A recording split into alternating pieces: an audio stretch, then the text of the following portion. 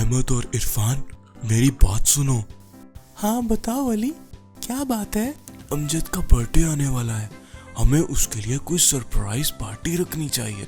हाँ, ऐसे तो अमजद बहुत खुश हो जाएगा और हम सब मिलके हल्ला गुल्ला भी कर लेंगे। पर मेरी बात सुनो, ये बात अमजद को बिल्कुल नहीं पता लगनी चाहिए। हाँ ठीक है, बिल्कुल भी पता नहीं चलेगी। अच्छा, मैं पानी पीने जा रहा हूँ। हाँ, मैं भी आता हूँ तुम्हारे साथ।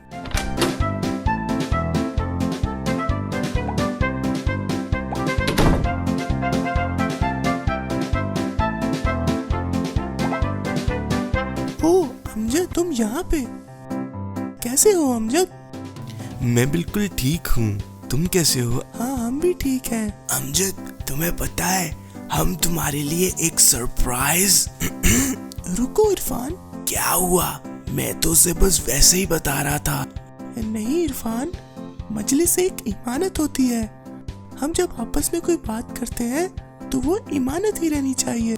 तुम्हें पता है, हमारे प्यारे नबी सल्लल्लाहु अलैहि वसल्लम ने फरमाया, मजलिसें इमानतदारी के साथ है, यानी एक मजलिस की बात दूसरी जगह जाकर बयान नहीं करनी चाहिए, सिवाय 3 मजलिसों के।